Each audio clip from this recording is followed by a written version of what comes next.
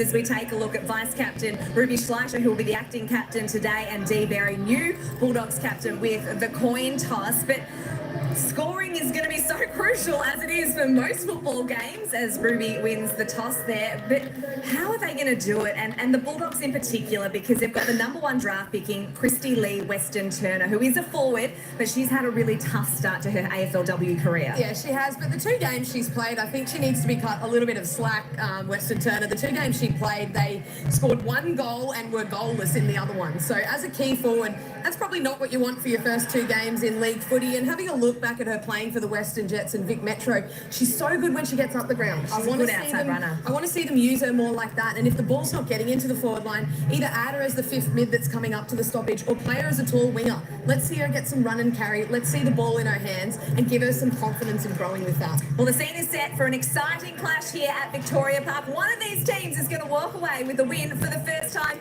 as we head upstairs to Joe Watton in commentary. Thank you, Nat. Really looking forward to this one. As you said, one side is going to add a win to the winners' table this afternoon. Both these sides last week in particular started with a really physical fashion in the way they went about their footy. And I expect that today, as you see the ladder there, things will sort of change from today. The condensed fixture, this is the 5th game for these sides. There's a couple more today playing their 5th game. So it's week 4, but they're playing their 5th game. They both played during the week. Tuesday night, the Pies went down to West Coast. And Wednesday night, the Doggies went down to Brisbane. But a chance for both sides to get on the board. Sabrina Frederick, you saw her just there on camera. She's been a real positive for the Pies this season, running through the ruck, almost predominantly for the side, and she's been sensational. They'll need her today. Row through the middle will be equally as important. And you can just see the back there of Tani White back in the side from suspension. A different looking midfield for the Pies this week, given those injuries. What can they do against a Bulldogs side that will be fired up to get their first win here at Vic Park? So week 4 action, we're set to go at the Pies' traditional home of Vic Park. And it is Frederick who gets the first tap down to Rowe.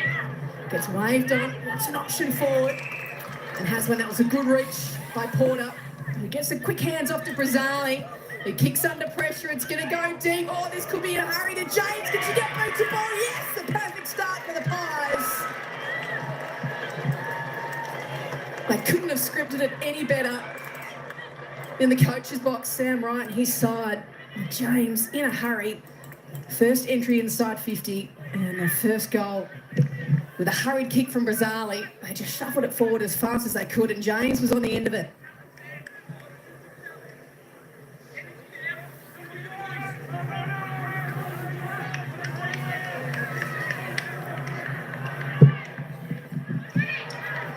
If we have a look at the first centre clearance of the match, it's Sarah Rowe that's gone in there in the New Look midfield. And when you've gone from playing an outside role to an inside role, this is exactly what you want when you get the first clearance, is time and space. They need to tighten that up. Sarah Rowe, not typically an inside mid. If you give her time and space, she's going to drive the ball, she's going to run, she's going to get it deep. That was a great start for the Pies. And quick movement from the Pies. Perhaps that'll be a feature of their game this afternoon as they go through the middle again. This time it's Schleicher streaming through the middle of Vic Park. It goes long again, under pressure. The Dogs just try and hold it up. Barnett with a tackle over the top. Well, Ruby Schleicher and Sarah Rowe are turning around at the moment, looking around, saying, well, the midfield's quite easy. I can get 2 clearances pretty quickly in this one. Barnett does the ruck work. Gorham tries to emerge with it. Going to ground, Edmonds. And you feel like they just need to make this a lot more contested than it is at the moment, the Bulldogs. So Edmonds wins the tap. She might try and get the clearance too, although a good tackle by Porter will hold it in the area. So plenty of players around this footy. Edmonds tries to clear it. Campbell trying to swoop on it. Gorham keeps it in just. Gets a little hand pass over the top. They're still under pressure though.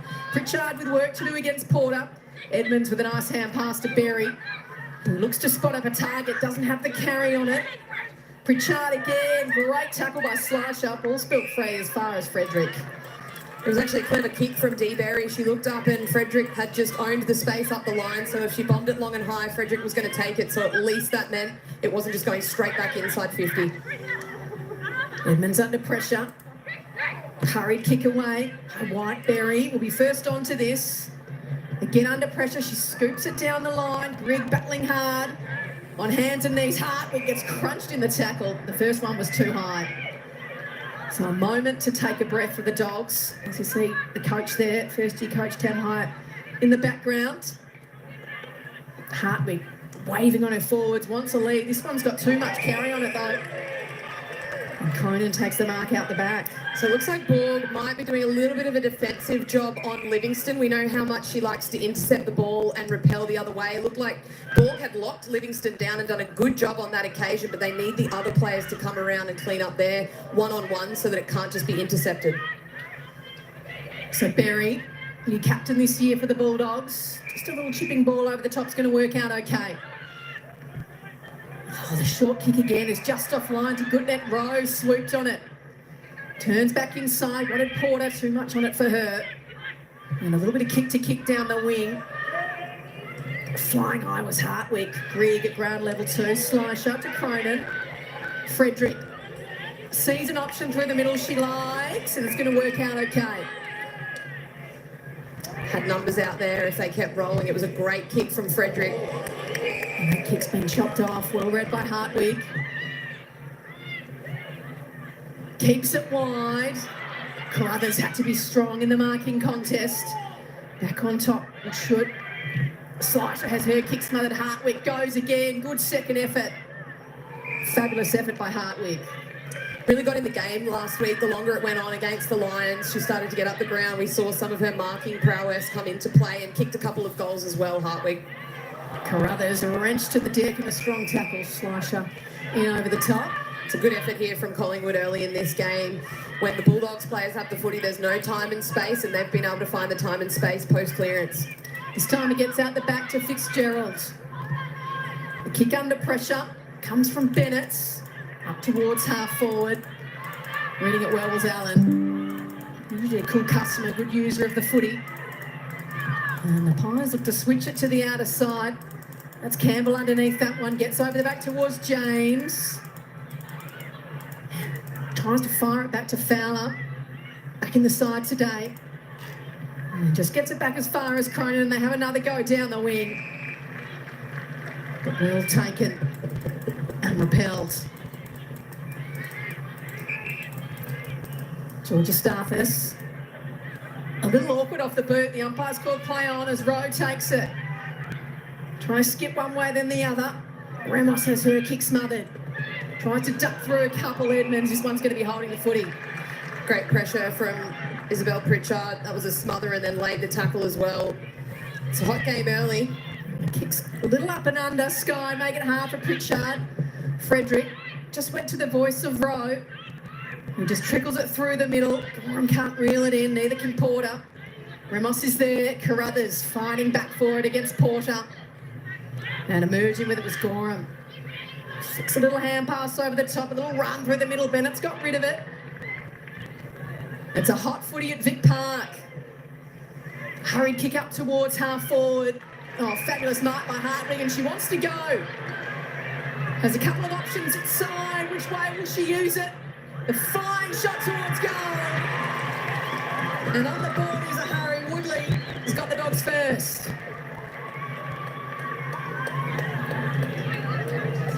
Well, it was a hard passage of play. It was hard to get the footy forward for the Dogs. Their first entry inside forward 50 results in that goal to Woodley. Hot footy early here at Victoria Park. It's hard to win. There's not much space around those stoppages. But once it gets open, both sides look pretty good to run.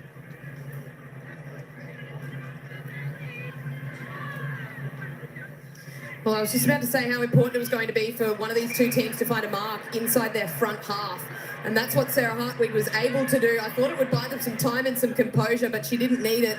She rolled nicely out onto her favoured left, but this could be a really difficult situation when you've got the ball because there's too many options at times. You can have the shot, you can draw the player, and by the time you sort of think of all the things you could do, you do the wrong thing, and Hartwig just absolutely summed that up beautifully, and Woodley, really nice composed finish to get into this game early. So a goal apiece, early doors, a slasher with the hurried kick forward.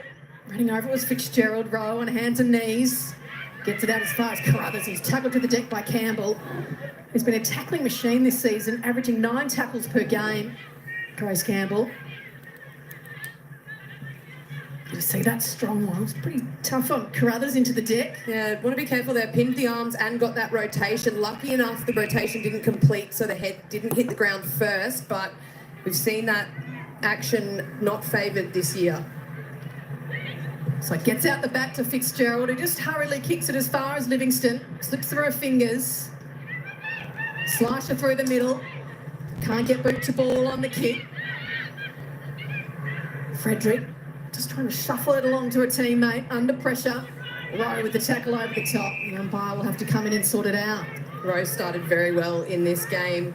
Looks very good as an in and under midfielder, just adding another string to her bow. We know she's usually the outside runner, but looking good and looks to be the favoured option for Frederick to hit to. Gets it out that time, Rowe. Got it to Allen, looks inside to James.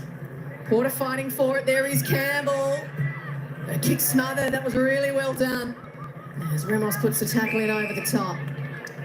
Seen some good defensive desperation from the Dogs. There's been 2 and 3 smothers where the ball's nearly been cleared and would be going inside 50 or even closer to the goals.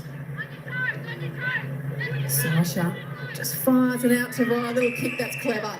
Finds Fowler. Concern at the moment is how many uncontested possessions Collingwood are getting around the stoppage. So a simple handball back, and they've got not 1, 2 options to feed the ball to. So Fowler, she's coming off the long run here, Kate. I think she's got a little bit of breeze at her back, so she should have the distance. Will kick from just inside the paint of 50. Set sail from 49. It's got good purchase on it, just offline though, and through for one behind. Good build-up though. Got the uncontested possession and then lowered the eyes, hit it forward. It's a nice kick from Ramos. So just to point in it, Kate, who's happier with this start, the Pies or the Dogs? I'd say they'd both be happy for different reasons. I think Collingwood would be happy with how their midfield is looking at the moment, considering the new personnel in there, but the Bulldogs would be very happy with the pressure they've been able to apply when Collingwood have been going forward, just like we see there. More smothers, game tackles, they're putting a lot of pressure on the ball carrier, but my concern goes back to that stoppage inside 50, how easily Collingwood can get uncontested possessions around the clearance. Slasher pulled to the deck. Pritchard emerges with it. Gets a little hand pass out. They're under pressure though. They do well to get it to Edmonds. A moment of space for Smith, and Frederick just slaps it out of there. She's been a shining light for the Pies this year, hasn't she, Sabrina Frederick? It's been fantastic. I mean, their tall stocks are limited as it is, but for her to be able to go in and be a dominant ruck in this team so far this year, but it's her work rate around the ground. She's been great in hit-outs, but great down the line, offering a target forward and defensively as well. Ramos fires it back to Blair, curls it around. Just Darthaslow gets it off to Gorham, who chips it wide, wants Fitzgerald, might have a bit much on it. Couldn't keep it in. And then a little push and shove with Ramos. So Collingwood have generated the +1 here in defence. So they've got Cronin playing as that spare behind the ball. So the Bulldogs will need to make sure if it goes in long and high, there's at least a 2-on-1 so she can't just repel. Greig gets out the back. Good tackle by Blair. She was able to get rid of though, Greig, as Wilcox gets pulled to the deck. So Borg and Barnett in the ruck now. Barnett emerges with the footy. Has a kick partially smothered. Porter does well. And the umpire's found a free kick. There was a push in the back. So you can see Porter's options inside 50. Thought about playing on. Umpire said you did. So just kicks hurriedly. It'll get towards the back, and reading it best was Ahrens, who was superb last week against the Lions. She had plenty of work to do inside defensive 50. Slasher got a little tunnel from Berry as Greig tries to get through the Allen tackle. Couldn't get rid of it, and the Pies are in a hurry to play on, so Ramos pokes it up forward. James battling for it with Ahrens.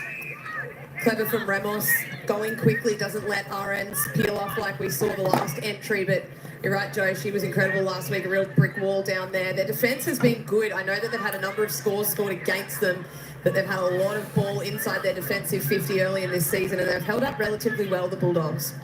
Borg in front, it slips through the back. Dangerous at ground level. Morris under pressure. Fitzgerald hurriedly, Wilcox work to do against Slisher. Made a contest of it, Ruby. Wilcox on hands and knees. Shuffling out wide, good pressure again by Grigg, fighting hard for his Grant. Might have been taken high, umpire said it was okay. It's fierce, it's tough. Nat, how are you seeing it at ground level?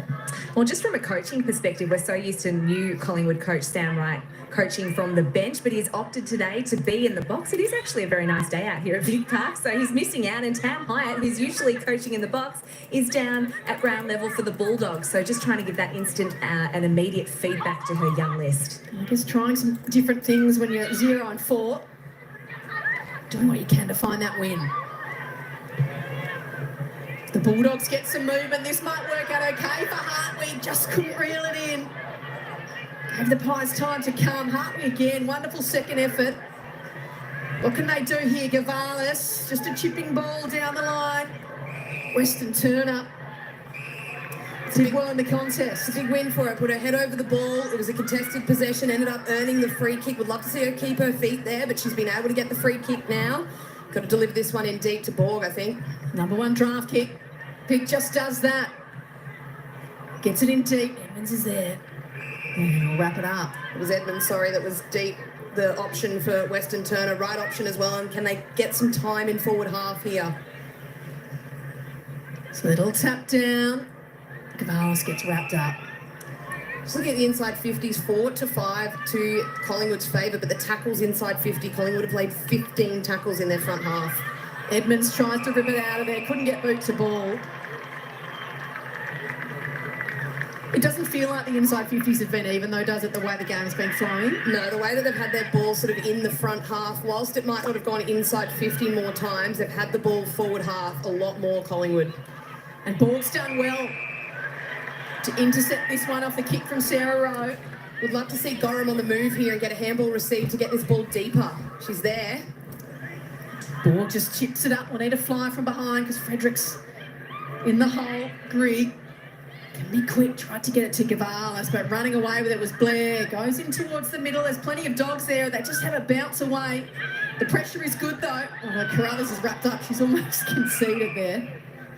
And the umpire will come in and toss it up. So just back on that handball receive, then you've got the ball going inside 30, inside 20, rather than being sort of 40 to 45 out, which makes it really easy for Collingwood to transition.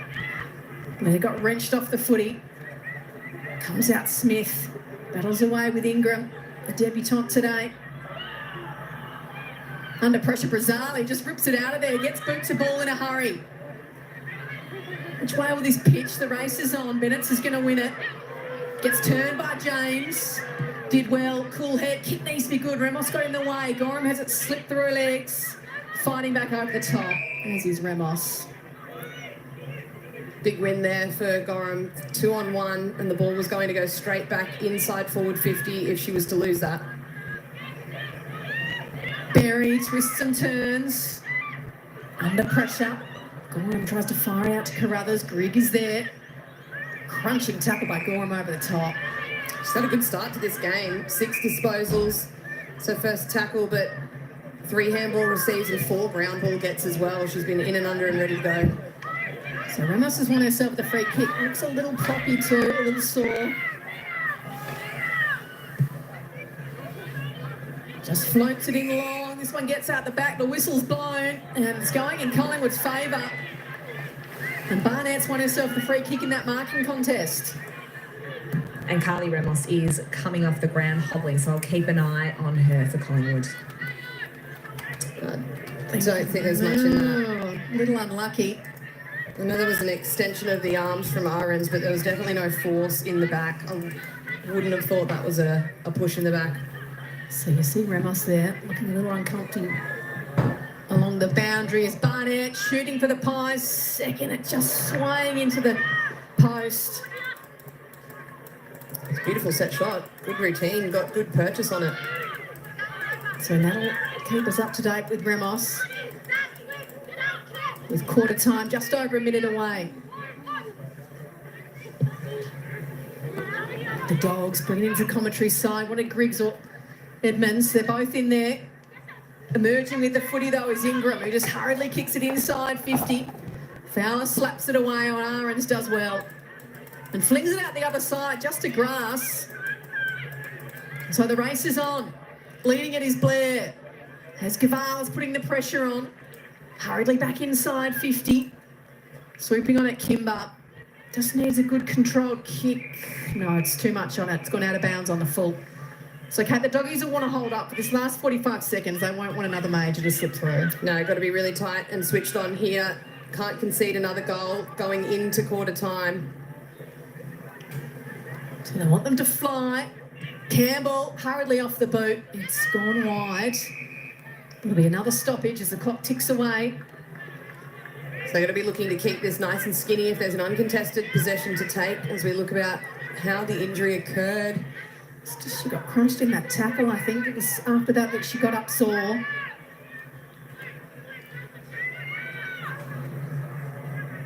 Shallow throw in. Campbell gets the don't argue. Gets boot to ball near the goal line. Fabulous work by Grace Campbell.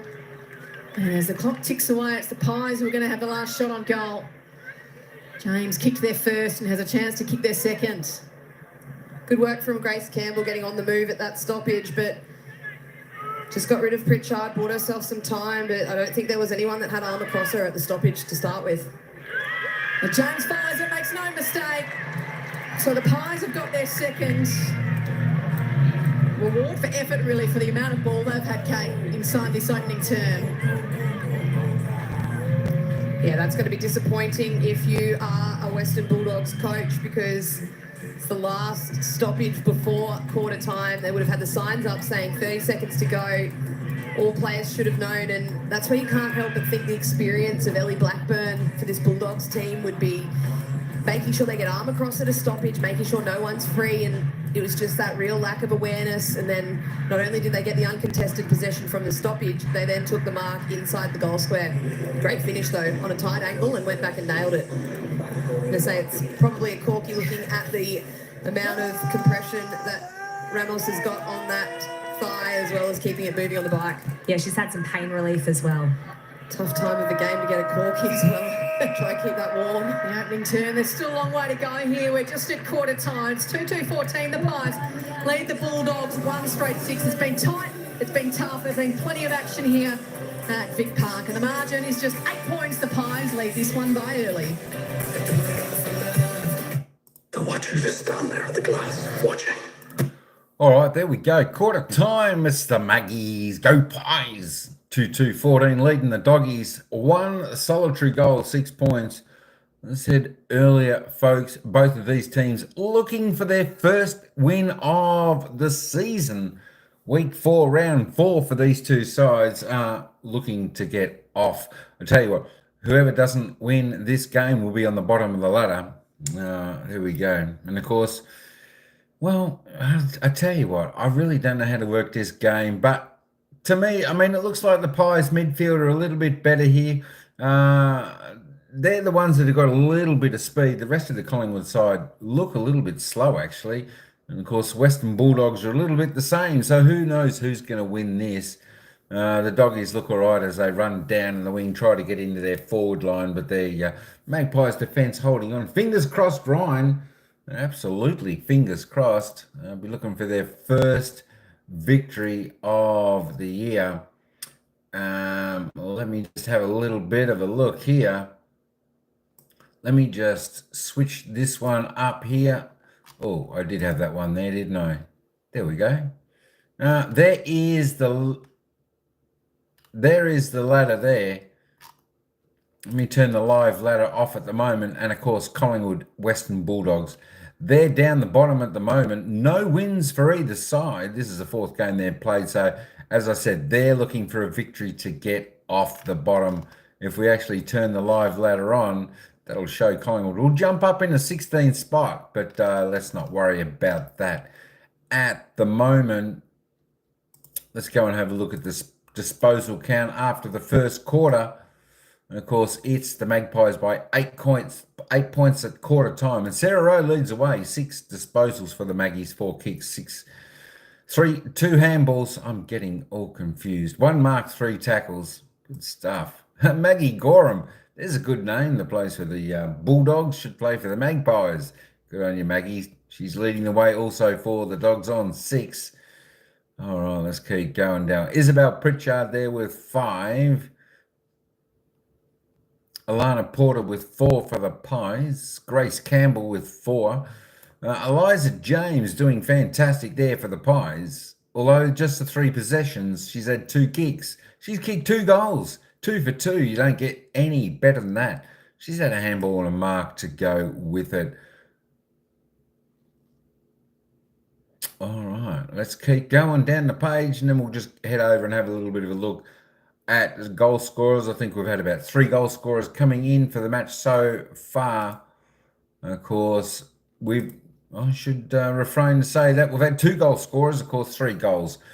Eliza James there for the Magpies, the only goal scorer there for the Pies, and she's kicked the 2 goals. And of course, Heidi Woodley is the only goal scorer there for the Western Bulldogs with a single goal. Quick look at the team stats, and of course, disposals pretty much even, 51-54. Inside 50s, Collingwood 9-4, 4 scoring shots from their 9 inside 50s, and just the 1 for the 4 for the Doggies. 3 kicks, 5 to the Maggies, 3 to the Dogs. Both efficiency needs to lift from both sides. The hit out is the Western Bulldogs, 14-7, but of course the clearances not going to their advantage, going to the Pies' advantage. 11-6 centre clearances, 3 zip. Contested possessions, pretty similar there, uncontested. The Doggies a few more. All right, let's get back down to the ground as we head into the second quarter, where it's the Magpies by 8 points. In turn to get the game more on their terms. I imagine Sam Wright, the coach of the Pies, is pretty happy with that opening term, Matt. Sam, it was a good opening term. We know that injuries have been cruel to you guys, and you've got a different look midfield in there. How have you assessed how they've gone so far? Yeah, I think they've been really good so far. We're just looking to get a bit of speed and drive around the ball. So Ruby's been really good. Rowie, loving her time in the midfield. She's been stuck out on a wing for years now. So I think her drive and her ability to use the numbers around her has really opened it up. What do you want to tweak in this second term? I think it's about not so much tweaking, but consolidating the start we've had that time in the forward half. Really trying to limit the transition game, keep it in there, put pressure on. Thanks for your time, Sam. Best of luck. Thank you. So the Pies looking to consolidate on their good work. On the Doggy side of things, what do they need to bring, Kate? Well, we saw in those highlights, and we heard it from Sam Wright, Sarah Rowe, Ruby Schleicher, they've both had clearances each, 2 for Rowe, 3 for Schleicher. They're not typical in and under midfielders, so they need to tighten up. They need to make it really contested for them. If they get the ball out in space, they're going to make you pay. So arm across, don't give them time, don't give them space. So that inside 50 count did sort of blow out later in that term. It was 9-4 in Collingwood's favour. So the Western Bulldogs will be hoping to get a few more opportunities this term. When they were able to get the outside, they did look dangerous, just couldn't find enough of the footy. What can they do here in the second? There's off the ball, there's a push. Schleicher got shoved out of it by Berry. It's going the other way. And Berry's going to get the free kick. So we heard Sam Wright was pretty happy with the work of Schleicher and Rowe through the middle.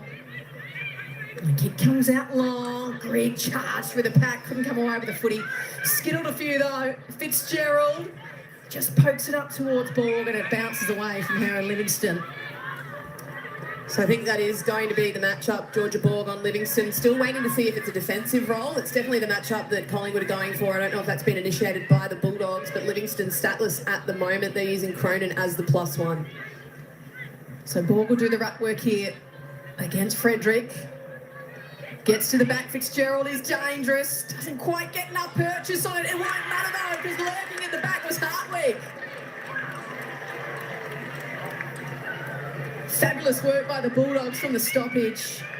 Fitzgerald strong over the footy. And then it just got to the back, and Hartwig was in the right place at the right time with the bounce of the footy, and she made no mistake. She's been a part of both their goals now. Sarah Hartwig. a really important member of the doggy side. A perfect start for Tem Hyatt and her side in this second term.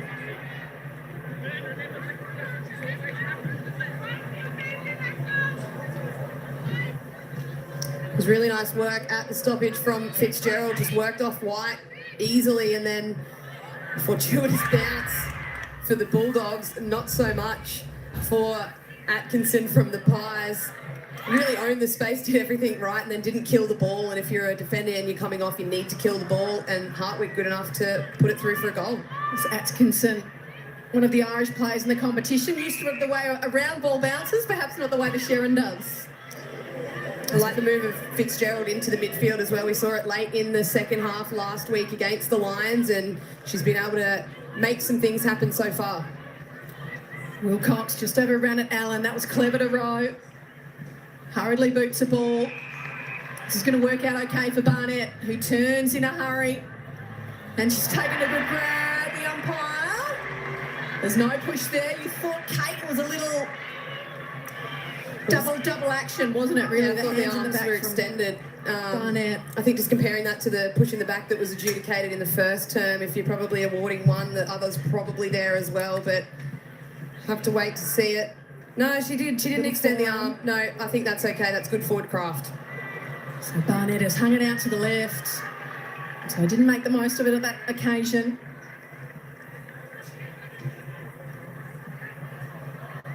So it was a good mark in the end. She just couldn't get the reward on the scoreboard. And either way, with or without the free kick, Irons will be not happy with that, giving her the back. So when you give your opponent your back, it makes it really easy for them to manipulate you, move you forward, move you off the footy. So she'll want to become more side on next time. Irons goes long, fabulous mark to Edmonds, who this time gets the run by hands cap he called for in the first term. Kicks it long down the wing. Livingston was good with the initial body work, and this one's going to trickle out, and it's going to be Lasso. So Livingston will get it back. Nat, we saw Ramos go off in that first term with what looked like a corky. How's she faring down there? Look, she's getting ready to come back on. So she spent a fair bit of time on the bike trying to work through that right corked quad. She was in a lot of discomfort, had some pain relief, and has just been trying to work it out. So she's looking like she's going to try and come back on, but she certainly looks uncomfortable. Thanks, Nat. There's Atkinson. Tries to tap it to herself. Livingston held on to it as long as she could, and then the hand pass went out of bounds, so the doggies will have another chance to go inside forward 50. So most important thing for Ramos here is coming back on and trying to keep as warm as she can. So keep the body moving, keep the blood flowing as well to that area, because once you cool down, it can really start to seize up and get quite painful. Richard tried to go short to Fitzgerald and was chopped off though. And the Pies can look to go back the other way. They go back inside defensive 50.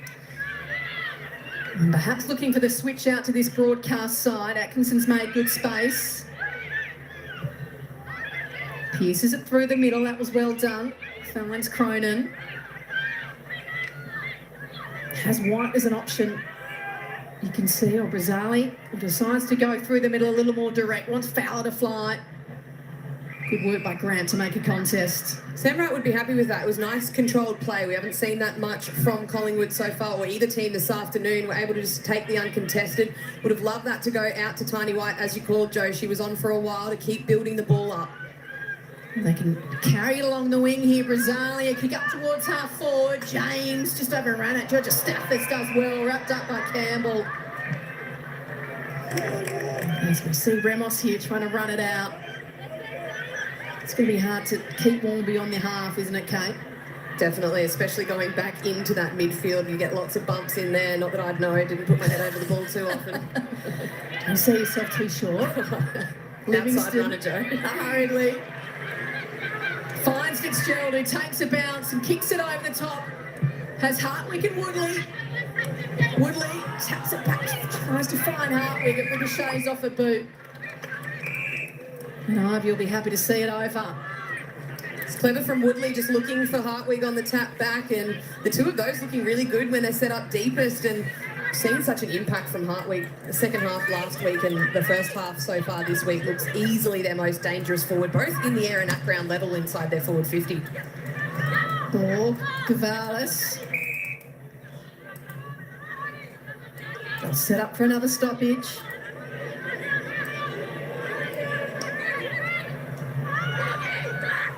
Frederick trying to put the initial body work on. The hurry kick, that was good pressure, and Smith's been able to take the mark. Wants to go quickly.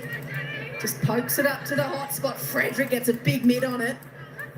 Players crash to the deck. Atkinson went for the boundary. Smith finds Carruthers, gets it back to Edmonds, whose kick is ill-directed and easily chopped off. Oh, the Pies defenders waiting back there, although it could be coming back the other way as Grant sweeps on this from Rowe. Rowe with a fabulous tackle. And Grant couldn't dispose of the footy correctly. Some really big plays from both teams. Sabrina Frederick again showing us why she's so good around the ground as the ruck went all the way back, affected that mark inside the goal square. And then Sarah Rowe doing it at all levels, getting her hands dirty, laying tackles, getting the outside run as well. And they've laid it up towards the wing. The Pies go long. Barnett on a long lead. Did all the hard work. Just couldn't hold the mark. Shuffles it out towards White, who's under pressure and was held too long in the Carruthers tackle. No, it's gone the other way. White was claiming she got a hand pass on it, but she's being pinged for holding the footy. Quite adamant about that, Jo, wasn't she? And Carruthers told to play on now. Goes long down the wing. And they carried the pack. And the Pies can look to reset again. I feel like the Pies have had more control in this game or this half of football than the Bulldogs, but just haven't been able to find that next mark going forward, especially this quarter. So Aaron's under pressure from Blair. Gorham in there for support. Hurry kick on. Nice reach by Fitzgerald, who's felt it on the landing too. She's a good player, Jess Fitzgerald, coming up to game number 45. Showing how versatile she is as well. They wanted to use her off the half-back this year to get some run and carry, but obviously the way that some of their games have been played, they haven't been able to generate that just yet, which is where their game will go to, but to then be able to move her back into the midfield and for her to have immediate impact like we saw, a direct score involvement in their first goal of this quarter. Good footy IQ, doesn't she? Very good, and a great person to have around the club as well. You saw sort of doesn't take herself too seriously, but also really takes her football nice and seriously. She'll rock up, she'll be ready to go, ready to train, but still have a lot of fun while she's doing it.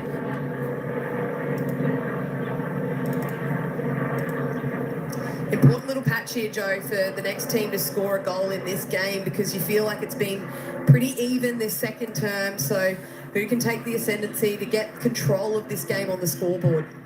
Ramos emerges with it, gets it back to Allen. Hurriedly on the left. Gorham did well to get a hand in the way. And then that hand pass finds Butterfin. Turns and goes up towards half forward, but it's all Pies waiting back there, and Ivy takes the relieving mark and has the switch on quickly. They're away here through Bazali. It goes out towards the wing. Fowler over the top. Fitzgerald swoops on it, splits the couple of Pies, and then gets the hand pass off to Grant. Good vision will find Woodley. Where to now? Western Turner's one-on-one needs to turn and get this in quickly. So Woodley's waving them forward. Chips it short. That'll work out okay for Smith. Still one-on-one in the goal square. There's the matchup, Livingston and Western Turner. Thought about the hands to Berry. Now just has to go in a hurry. A little up and under. I just didn't think that through well enough, Kate, did they? We've got someone that's such an elite mark, an elite runner and leader at the football in one-on-one against an opponent that's not going to be able to keep up with her. I just would have loved to see them take the mark, turn around straight away and give Western Turner the time and space to lead up to it. Give her a chance. So kick from Campbell down the wing as they crash over the line. It's a really tough role coming in as a key forward, and if you're not getting the ball delivered to you when you're in those one-on-one situations, we saw then by the time they got the ball in, there was +1, +2 for Collingwood, and to expect her to sort of jump over and crash the pack for 2 and 3 players, it makes it a lot more difficult for her. So that's 71 games of experience against 3 as Berry sends it forward. A little too much on it, although it might work out okay. Lurking in the back, Woodley. She's got her second hiding, Woodley. And the Dogs have the lead. So it's 2 goals to zip in this term. And Woodley has swooped on it. The initial kick had a little too much carry for Western Turner, but Woodley went at best out the back. And they're making the most of their opportunities here, the Doggies, and they lead the Pies by 3 points.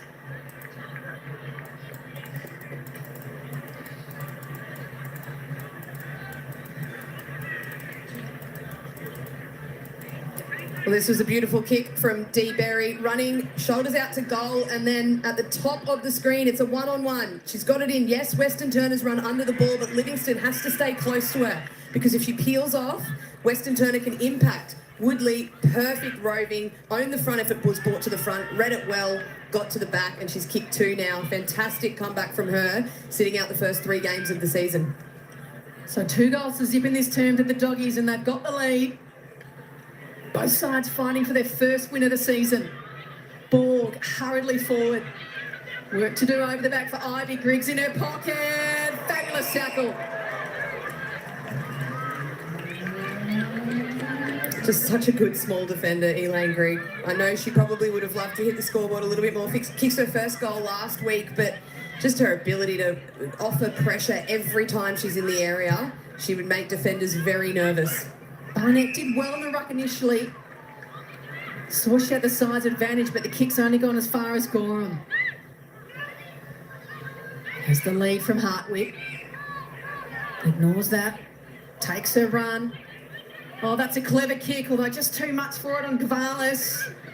Under pressure, Blair. Slicer needs to get rid of it now. Gave the don't argue. The Pies with the numbers, and it'll work out okay. As Rowe puts the burners on out towards the wing. Just checks it round the corner. This will trickle out though. She's got the territory, but it'll be lassoed. And the Doggies will have possession. Probably not a bad play there from Sarah Rowe because sort of bought them a little bit more time to set up. They were all Bulldogs forward of the footy, so by at least getting the ball out, slowed the game down a little bit, allowed them to set up defensively. That kick from Butterfin, looking for Aarons, gave her plenty of work to do. Up to the task momentarily. Butterfin, that was clever by Aarons to try and get it to Gorham. Porter's there though, pressure here good from the Pies. And then because they've set up the ground, they'd then be able to get a stoppage here, whereas the ball going straight back at their defensive 50 would have been the result if Rowe didn't probably get that over the boundary line. Campbell swoops on a little check side inside 50. Fabulous little pass. And Morris has taken the mark. She's told to play on now. She's gone off her line. And onto it was Kimber. Holding the ball. Perhaps a little stiff for Ellery Morris. I think she took looked like half a step off, but just wait to see this one. So she thought about playing on. It was only half a step, Kate. That's stiff. But Kimber was aware to it. And so the opportunity was snuffed out. Although they might get another one here. Brazzali with the 1-2. Grigg with a fabulous chase. It's her second good tackle of the term, and this time rewarded with the free kick. Tell you what, if Elaine Grigg is anywhere near you on the ground, there is no point trying to get away from her because she's going to lay the tackle. She's going to make you pay, and she's just exactly, if you want a clear picture of what a small forward should look like with their presence around ground level, it's Elaine Grigg. Pressure on the football. And she's hit up Hartwig, who's taken a good mark, although reading it well is Ivy.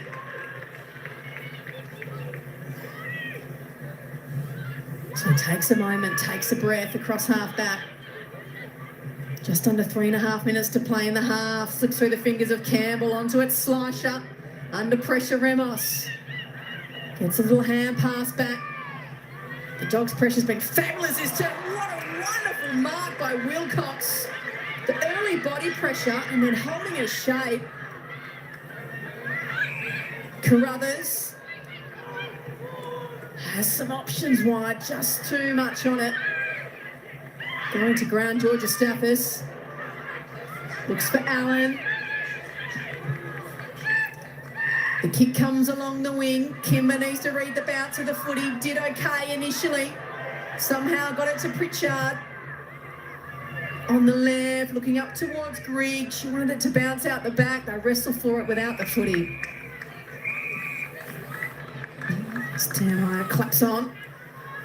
Happy with how his side's going in this second term. Just want to highlight something here quickly, Joe. Have a look at Fitzgerald at the bottom of the screen here. I know she's trying to do the team thing and rotate, but she's actually out. She needs to stay in that chain because they have an overlap and then be going inside 50. Completely understand there's no time to rotate, but you can impact. Stay on. Carruthers goes long. Work to do for Atkinson. Shapes away from Weston Turner. Grigg diving over on the footy.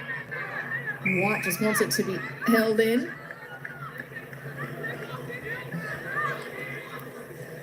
There's Ramos, so looking uncomfortable. She'll have to stay on the bike to keep that corky moving. Poor Ramos, she's played about to play 4 games in 20 days and now has to get some Ks up on the bike as well to keep her cork thigh warm. That's not what you want. Blair swoops on it. Pritchard has her wrapped up in a good tackle.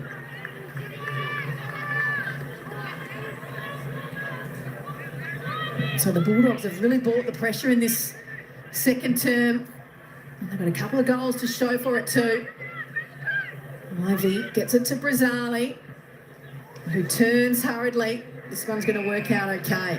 Very important mark from Alana Porter. Attacked the ball well, read it quickly off the boot. Goes quickly to Cronin, who aims down the middle. Kimber stands in the way, but Morris does well to win the footy. Chipping ball over the top, hasn't gone far enough. This could work out okay. Fowler charging towards it, just has a ricochet off her legs. Blair didn't get much of a hand pass. Should be lassoed if she did get the hand pass, or it should be holding the ball if she didn't. Obviously called that she maybe missed her hand, but yeah, then would have thought that would have been holding the ball. It was good pressure from the Bulldogs players. They had 3-1 chasing that footy, so outnumbered them at the contest. And lucky not to end up with that lasso free kick. Edmonds fights for front spot. Oh, love a little step by Carruthers.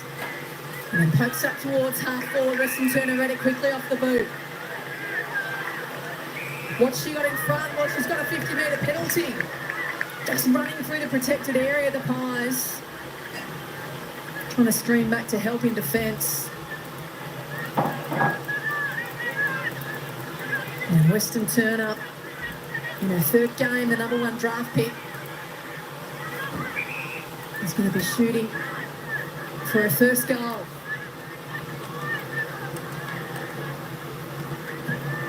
An important one too in the dying stages of this first half. Christy Lee, Weston Turner makes no mistake and they'll come to celebrate. What a moment for the #1 draft pick, her first goal in AFLW.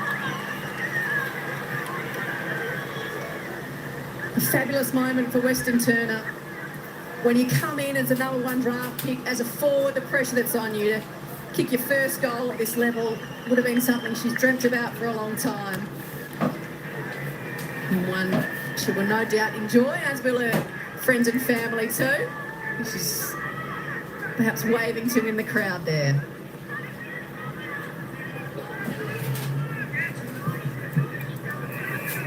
Well, it was the kick from Dom Carruthers that did all of the work. Weston Turner had lengthened the ground beautifully and created a leading lane.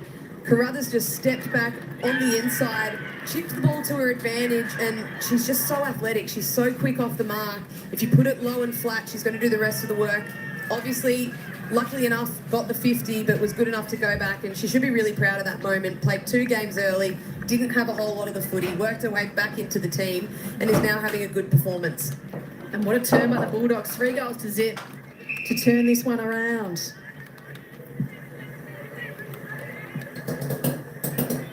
So 30 seconds to play in the half, and that'll be a free kick. So perhaps one last chance for the Dogs if they move it quick enough. The kick comes wide. Ahrens hurriedly forward, although standing in the way is Cronin, who's had a good half, Kate.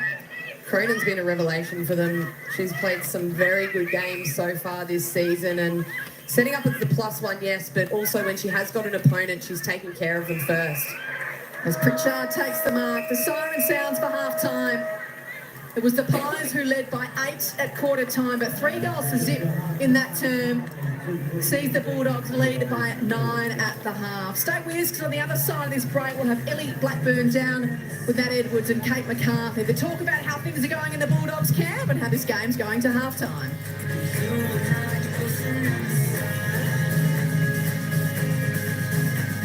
Foxtel has it all. All right, half time here, folks. I tell you what, this is a painful game to watch. Chris, how you going, Squire? No, how are you? How are you? Yeah, that's what Eddie G does, though. He has his games on silent. That's good. The men's footy was pretty good last night. We had about 150 in there at one stage. Watching the game, had some big views on that. So it should be pretty monstrous on Saturday for the grand final. He's too busy munching the burgers. I think he's actually at a basketball game. I think he's doing a live, and he's actually at a basketball game at the moment. I just can't remember. I was over on his live not long ago. Oh, he's finished streaming now. Adelaide 36ers and the Sydney Kings. I think he only did that for 15 minutes. But yeah, but that's done and dusted. That's done and dusted. I don't know. He'd probably do another one. He does a lot, but yeah, they're all silent. So I don't know. It works for him. It's yeah. I tell you what, it's a very easy way to do it when you don't have to say anything. But I don't mind coming on, showing a little bit of stats for the footy. I only do the footy, so that's okay. It'd be nice. I even thought about, even whether it be the Formula One or stuff like that, but the footy just seems to be the way, even though the women's football, the AFLW, doesn't get many views or anything like that. It's the men's division where it gets a lot. He could at least do karaoke, so I know he could. He hasn't done any karaoke live streams for a long time, has he? I think he's found his niche, silent sports broadcast. That's all right though. That's good. He can do it on a few devices and whatnot. So he gets a few out during the day. Some of those he gets good views for, which is pretty good. So yeah, as long as he's happy doing what he's doing, that's all good. Oh, everything's going all right. Let me just run down. I'll just scroll this board. Yeah, everything's going all right. Still looking for a job. I thought I found one the other day. I went to stick all the details in on the phone, and then it said resume. And I thought, oh, geez, I can't find that on the phone. So I thought, I'll do it. Yeah, definitely still guapo, like you. Yeah, I thought I'd do it the next day because it was a little bit late. And when I went on the next day, it said no more. It was closed. It would have been perfect. Would have been just working for home for like Melbourne Water or something, Yarra Valley Water. Yeah, working from home would have been awesome. Just calls about billing or something. It won't work out for me. Not that now because. The jobs have closed, the applications have closed for that.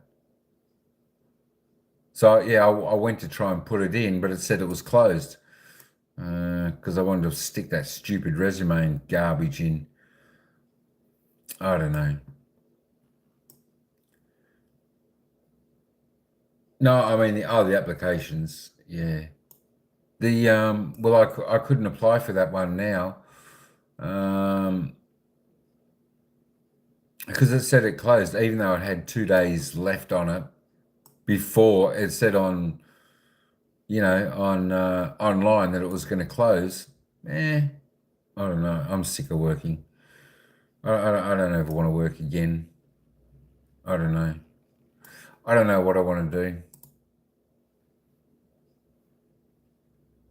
do. Hey, stay hunky. YOLO, what's going on? Sell everything and come to Thailand. The only problem is I think a third of this would go back to the mortgage. A third of this would go back to the mortgage. I don't know. Then I don't know. This is only a 2-bedroom house where I am, so I don't know whether that'd be enough to live or to retire anyway.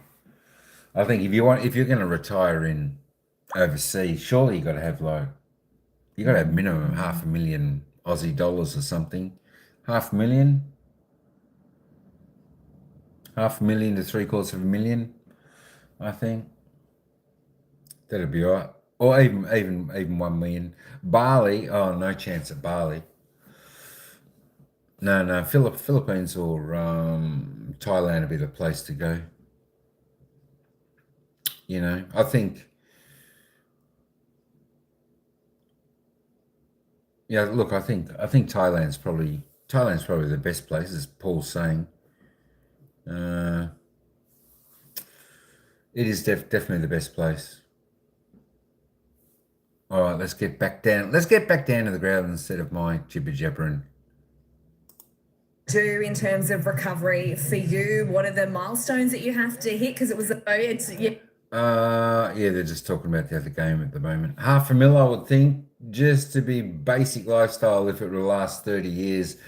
Minimum if you want to enjoy it. Yeah, exactly right. Or like, you know, a steady income that's still coming in. Especially if you're gonna sell a house, that's it. That's all you've got. But you know, if you had plenty, but yeah, that's unfortunately that's not me. So are you far from? Yeah, fair way. I'm still only 53, so I'm a fair way off pension. I'm still a young fella. Oh yeah, I don't know.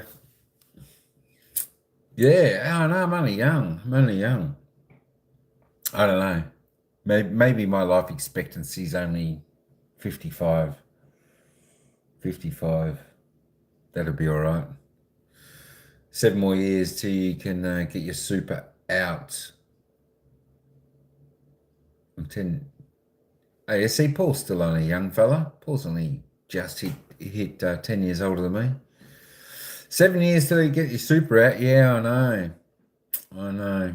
I wish I had a lot in that, but yeah. Mike is a millionaire. He just low key. I knew it. Yeah, my God. I wish I was a millionaire. I tell you what, I wish I was a millionaire. I'm half your age, Paul. There we go. Yeah, Chris is a young fella. He's a young buck.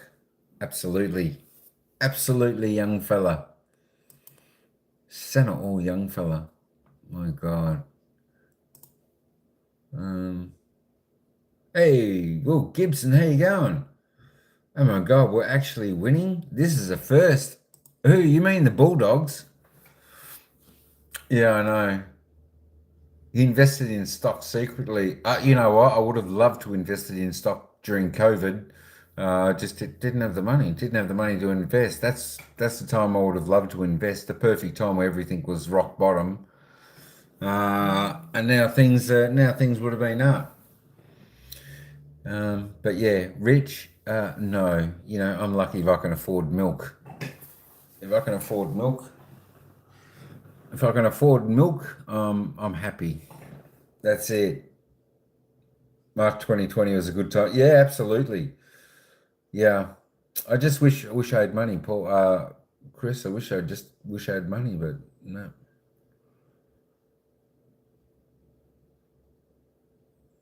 You're okay until you saw the lead. Yeah, the Pies were leading. They were leading all the way. They got, you know, they kicked the first goal and then the Doggies came out. Then we kicked a couple of points and then another goal. Doggies come back. 1, 2. Dogs have kicked the last 3 goals. I mean, I tell you what, to be honest, from what I've seen from the AFLW, these are the worst 2 teams in the AFLW at the moment. There is very, very little, how do you say it? Players that actually look fit, hungry in this. You know, like Paul saying that, you know, Conti, some of those players, you know, the ones you were talking about that are fierce, they look fit, they're composed, they make great decisions. You know, they've got a bit of run about them. You know, their second and third efforts are pretty good. You know, I don't really see that with these two teams. I think they're a bit slow, these teams, and I think that's why they're on the bottom of the ladder. These two teams, Collingwood and Western Bulldogs, in the ladies. I spend less than 2,000 a month, including rent and car rental. Apply for AFL commentators. Your voice is $1 million voice. Thanks, Hunky. The problem is I'm not good at being a commentator. I'm not good at being a commentator. You know what? I tried to commentate a game once, and the only reason I got some of the names of the players correct is that I actually had the earpiece in my ear. I could hear the names of the callers through the commentators. That's the only way I knew some of the players' names. Other than that, it takes a while to be that, and get the tongue around everything, get the words flowing properly. But I know it'll be all right. It'll be all right. You got it. Yeah, I know. I've got to quickly head to the shops. I'll be back for the stream. Cheers, Will. Good stuff, Will. Is that budget including eating out, or you mostly cook for yourself, Paul? I tell you what, though, Chris, it's probably cheaper. It's probably cheaper to eat out than actually cook for yourself. If you go to some of the night markets or like the little mama stores or the grandma stores that make stuff, you can still buy, for 20 baht, 30 baht, 40 baht.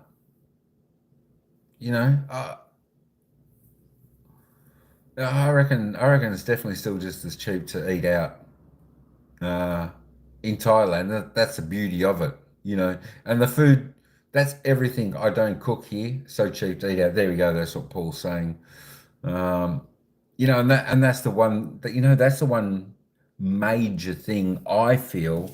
That's the one big thing that Thailand's got over Philippines. The food is 100 times better in Thailand. The food. I think in the Philippines, a lot of the stuff is just fried stuff, or it's just rice or fried stuff. That's it.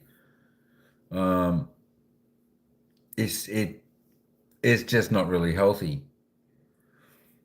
And I think that's one place.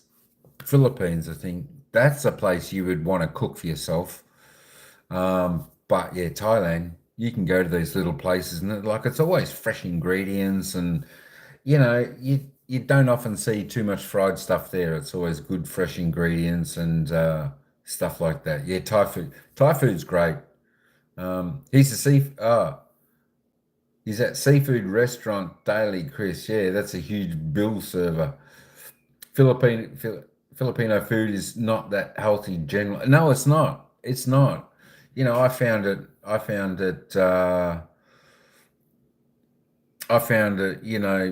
Very, very, very, very, very ordinary. I found it.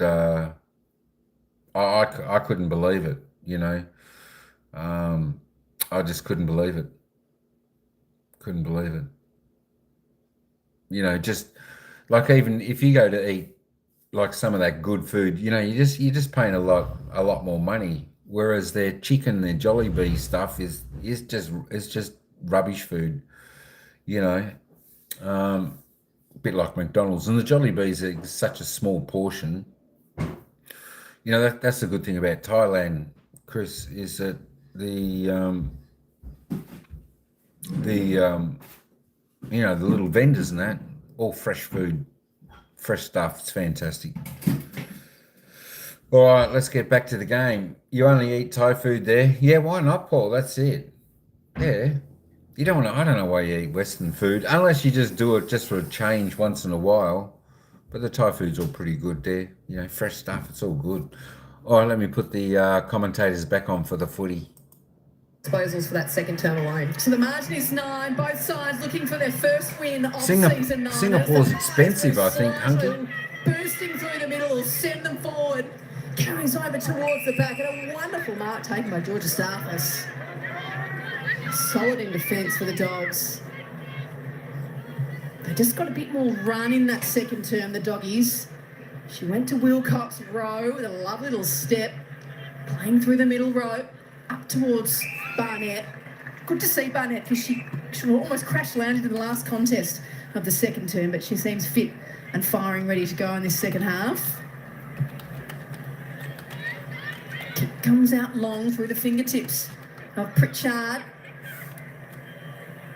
Berry does well, sucks it to herself. Couldn't find a teammate though, as Atkinson dancing one way then the other, and then spots up a sharp ball into Porter. Nice darting for an option. It's Brazzali. She'll have to beat a couple. Bennett's is there. Didn't take the mark, but did well at ground level, and now puts the burners on and has a bounce out towards the wing. Western Turner. Classy ball use from Elle Bennett, running at full pace, puts it out in front of Western Turner. Up towards Bork Livingston. Did well. Early body contact. Just that aggressive kick as we see Bree Davey out at the moment with concussion on the 12-day protocol, sustained that last week against the West Coast Eagles. But the kick from Porter across the forward 50, that's a really hard kick to defend if you're going to turn the ball over there for the Magpies. Slicer got the hand pass away, but a crunching tackle from Greg. A little too crunching, and Cronin's got the free kick for the push in the back.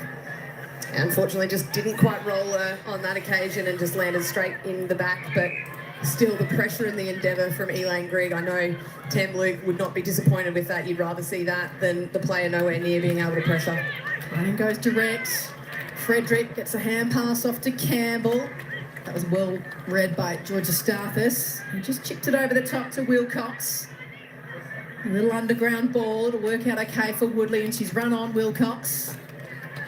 Received the footy, went towards Borg. Hartwig gets over the bag. Good tackle by Atkinson, that's holding the footy.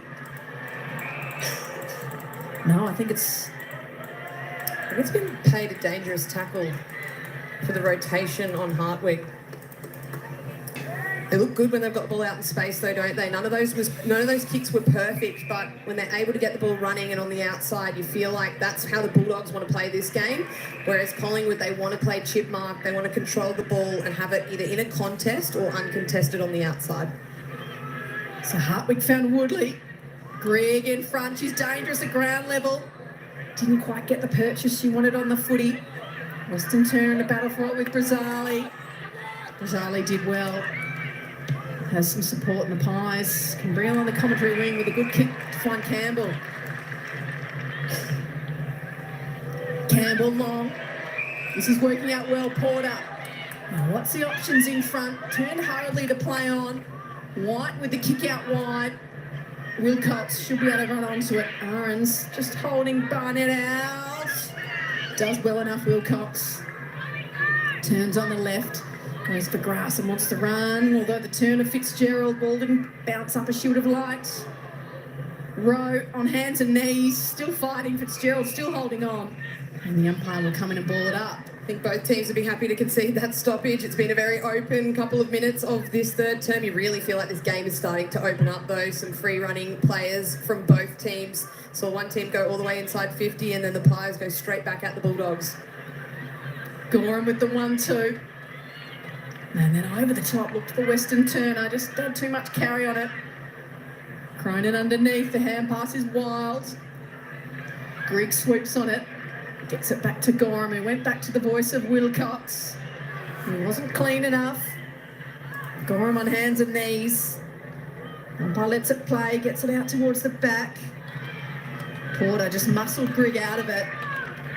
And then got boot to ball hurriedly, but the Bulldogs defenders are reading it well off the boot. Both teams set up quite well behind the ball, so if you are going to bomb it in long and high, you are going to be kicking to an out number. That's a beautiful kick from Bennett. We've seen her foot skills really come into play in this third term so far. So Grigg just holding it up momentarily.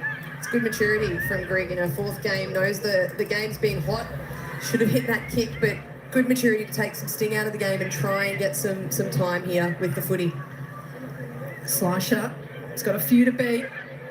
Georgia Stathis goes back to the voice of Gorham. Got it back to Georgia Stathis and out towards Wilcox.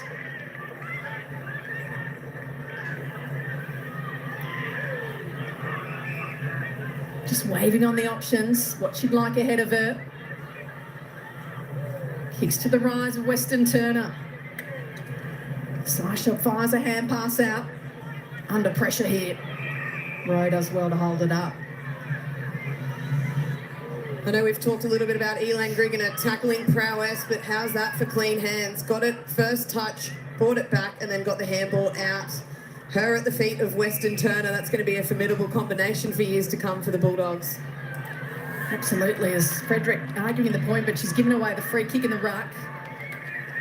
Edmonds had Pritchard lurking behind for a hand pass. Decides to load it up, and what's a contest?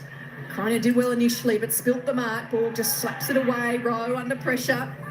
Got it as far as White, who just kicks for territory. The Bulldogs are set up pretty well back there. It looks like it's going to trickle out of bounds, so Bennett's will have the free kick.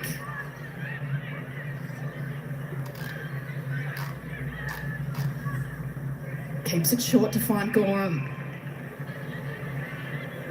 So the Pies led by 8 points at quarter time, but a 3-goal to zip second term. So the Bulldogs go into the half with the 9-point buffer. No score yet in this third term. Edmonds hurriedly boots a ball. Livingston under pressure. Has support from Ivy. Through the middle, dangerous ball. Brown had to stand underneath. Fowler with the front-on contact. Can they get this one a mark before they end up going inside? That's a great kick. So being able to get that mark now at the top of 50, meaning this next kick goes closer to goal. Pritchard loads it up, goes long. A big long lead for Woodley.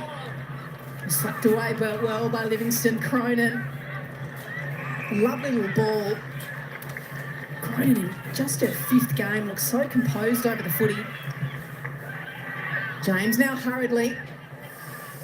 Aarons is there, Gorham in for support. Just shuffles a hand pass out looking for Grant. Aarons is there. Pritchard. Finds Georgia Stathis. They go up towards 50 again, and Grigg, a good mark out in front. Wants to rise quickly, get the ball moving.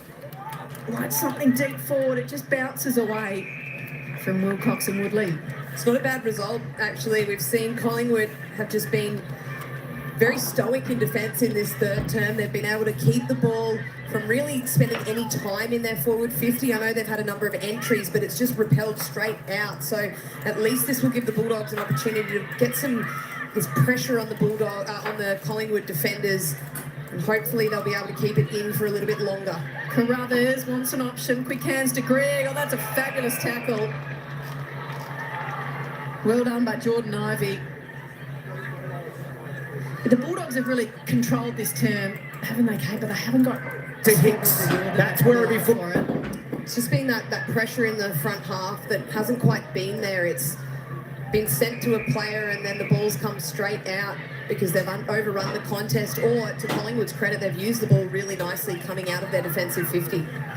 Let's see what the Pies can do here. The kick is long. Smith does well to get a hand off it and then put the tackle on Fowler.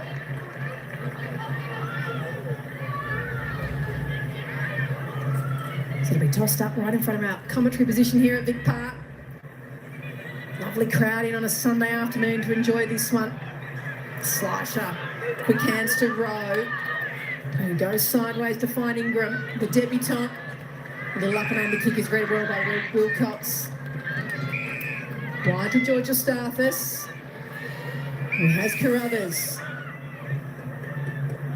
This is nice along the wing to Edmonds. Good mark against Frederick. It's been a good match-up between those two. They've both had their moments in this one. Both played good games of football up until this point. Gavalis, just a little toe poke. Finds it. Thought about the hand pass a few times towards Grigg. In the end, goes back to Pritchard, who's a left footer. Looks in board. Wasn't tiny, but there's a few options in there. The Bulldogs with the numbers. It's Wilcox who turns the corner. Has a bounce of the footy. Sends it inside 50. But Allen waiting to intercept it for the Pies. close. Just over-possessing it a little bit at the moment, the Bulldogs. If you're the forwards from them, you just want them to get the ball in so you can either have a run and jump or bring it to ground and try and lay some pressure, but just overusing it at the top of 50, which means by the time you actually do lead or you've already led and then they're not using you as you sort of out to the advantage of the defender, which sometimes means if your defender peels off you a little bit early, they can intercept it. So Fitzgerald's gone wide, a little slower approach this time. Gorham has a kick partially smothered, good net. Just hurriedly up and under Gavalis with initial body work. Woodley did well. Hurried kick towards goal. And it's just bounced away off the boot of Smith.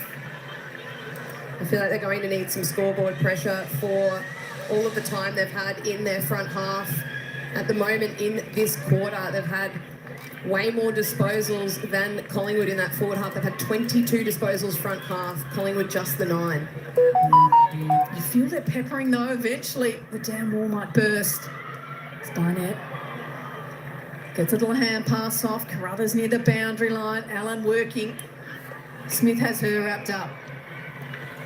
You just know in all games, Joe, the opposition's going to have their run of momentum as well. So when you have yours, need to make the most of it on the scoreboard, only leading by 9 points. So just 2 kicks out of it at the moment, Collingwood. So if the Bulldogs, if they can't repel their momentum swing, they're back in this. So you really need to get some scoreboard pressure, some reward for effort. Wouldn't mind seeing them try to open up this stoppage and get some runners through. Tam Hyatt, they're coaching from the boundary today. Said during the week she's really just looking for 4-quarter efforts, and they've bought it so far today, the Bulldogs. Yeah, she'd be very pleased with the first 3 quarters or 3.5 quarters so far of this game, especially this third term. Despite not being able to get the reward for effort, they've had this game on their terms in the third. Carruthers trying to run back onto this one, wrapped up immediately by Porter. So 4.5 minutes to play in the third term. Still no score by either side, but it's the Bulldogs really. It's been played in their forward half for most of this term. The backline's been holding up well. Grant to Gorham, crunched. Great tackle from Sarah Rowe, but Gorham just going over to Giorgio Starkus, apologising for the hospital handball. But Sarah Rowe really accommodated well into this inside mid-roll. She's looking good in there. Fitzgerald just hurriedly to move it forward, charging at it was Kimber.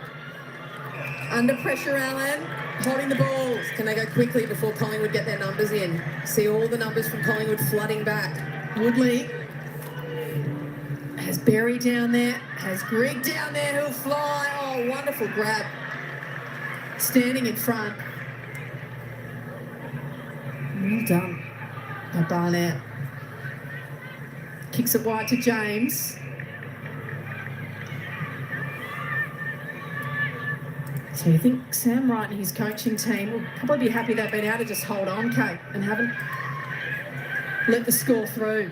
But that's the narrative if you're Sam Wright. We've held up well, they've thrown everything at us, but they haven't been able to score. And can you go into the fourth term and get some more momentum, change up the things you need to, like getting a little bit more accountable around the contest so that the Bulldogs can't do this and chip their way through, but got to be pleased without conceding a goal to this point.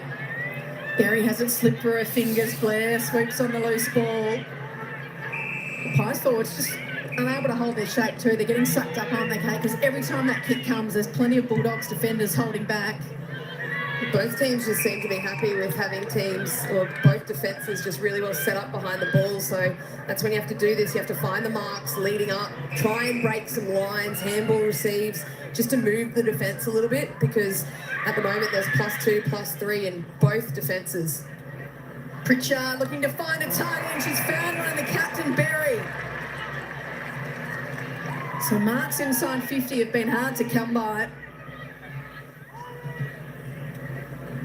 And just a well-weighted kick there for Berry, wasn't it? She just held her space nicely. She's chipped it over the top, a little too much on it for Gavalis. Spinning in one way then the other was good net.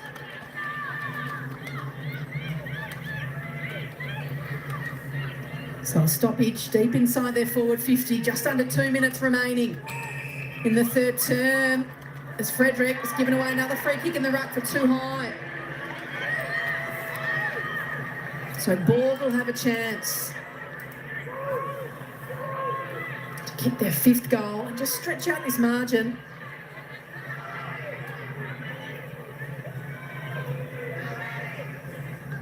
So Georgia Borg yet to kick a goal. An AFLW level as this one snuck in. We right behind her. Yes, she's got it, Georgia Borg. Finally, some reward on the scoreboard for effort, and you see them come to her. In game number 6, she's got her 1st goal. Pretty happy about it too. Love to see the smiles on the faces as she waves to perhaps fans, friends and family in the audience, but it was a much needed one for the Dogs. They've really had all the run of play in this 3rd term and finally able to sneak one through.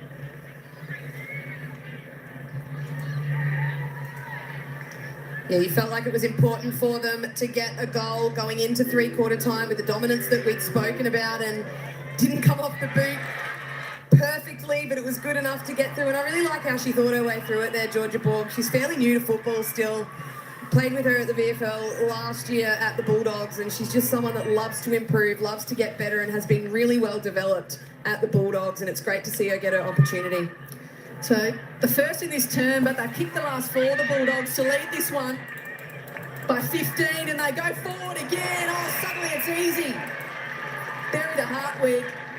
That was beautiful play from the middle from the Dogs. And that's what happens when they go quickly, obviously forced to go quickly with the centre bounce with the setups that you have. So 5-6-5 in the women's game, but Sarah Hartwig one-on-one, if you put the ball to her advantage, or I'd argue most of the forwards for the Bulldogs or any forwards in the competition, it's so hard as a defender, one-on-one, when the ball goes to their advantage. So the second inside, about 30 seconds for the Doggies. She's just hung it to the left. Already has one for today, Sarah Hartwig. You mentioned it, she's only 173 centimetres, but she plays taller than that, and then at ground level is superb also. She reads the ball really well off the boot, so she'll be quick to move when you're up against her, but also has a brilliant vertical leap, so can just make up so much ground and has very little regard for her body, so will throw herself around and get to contests. But yeah, I was super impressed last year when I was coaching her at the Bulldogs with how good she is at reading the ball off the boot and how good she is at taking contested grabs. The Pies have got to find something here with just a turn remaining. You can see it's been over 40 minutes since their last goal. It was James who kicked their opening 2 goals in that first term. They've really been outplayed in this 3rd quarter. As Hartwig shuffles a hand pass off to Gavalis. This would hurt. Gavalis hasn't had too much of the footy today, but knows where the goals are. And in a hurry, they've kicked a couple, the Doggies, and that margin is now out to 22 points. You just thought at some stage, Kate, with all these forward entries, eventually they were going to be able to score. Yeah, and I was about to say prior to this goal that despite Collingwood not being able to have the game on their terms in the 3rd quarter, that they've actually only conceded 1 goal, so they should be really happy with that. But giving up another one right on the stroke of 3/4 time makes the assignment even more difficult for the 4th term now, down by 22 points, and it's been sheer weight of numbers, and they've been able to get the ball forward, and that's Ellie Gavalis' first goal in Bulldogs colours as well. So that's another first goal of the day, which just lifts your team a little bit more when you get in and celebrate with your teammates. They certainly have had plenty to celebrate across the first 3 terms. As Greek fights hard for the footy, and that is the sign for 3/4 time. A couple of late goals for the Dogs see them lead by 22 points. Both these sides searching for their first win of the season night. Just 1 quarter to come on the other side of this break. With Foxtel Rewards and Port. There we go, 3/4 time, and thank goodness this game is nearly over, folks. I tell you what, the Pies just can't score. They're too slow. I think they need to finish this game, finish their season early. There we go. This is me, a Pie supporter, having a comment on the Magpies AFLW side. Look, they probably try, but there we go. It just shows you the Bulldogs can beat you like this. You're in trouble. 2-1 in that quarter to the Doggies. did not even score a whisker there, did the Maggies. Pies only kicked one behind in the last 2 quarters. The Dogs have kicked 5 goals, one in the final 2 quarters. Ellie Blackburn injured. I tell you what, they must have a lot of players out or something's going on there, Paul, because I tell you what, they look slower. They look slower than a local football match that you go to see. That's how slow these teams look. These 2 teams that we're watching here, very, very ordinary. I don't even know if Ellie Blackburn's playing. Is she in? I don't know. Who does she play for? Collingwood. Here we go. I don't know. We'll have a look down the list. Lucy Cronin on top though for the Pies' leading disposal getter was 17, 12 kicks, 5 handballs, 6 marks. Elizabeth Georgiadis, 9 there for the Doggies. Fitzgerald, there was a couple of, I wonder if some of these names are Isabel Pritchard. I wonder whether that's the daughter of, she hurt her leg last game. Okay. I wonder if that's the daughter of the Hawthorn player. I wonder if they've got a few father-daughter players coming in, like Georgiadis. I'm pretty sure she's got, there's another name like that, Carlton or the Doggies, one of those 2, isn't it? For the men's. Charlotte Blair. I wonder if that's the daughter of Blair that used to play for Collingwood. Same with Grigg. There we go. There's a few interesting names there. I wonder if they're the daughters of the AFL players that once were. There we go. So it doesn't look like Sabrina Frederick, not doing much. Buntafant not doing much there for the Dogs either.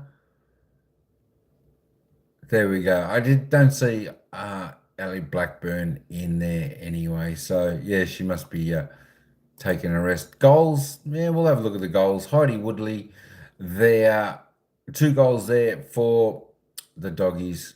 Weston Turner, Hartwig, Gavalis, Borg, the other single goal scorers there for the Dogs, and of course Eliza James. The only goal scorer there for the Magpies with 2 goals. There's a couple of cuties in the Dogs, just saying. There are. Absolutely there are.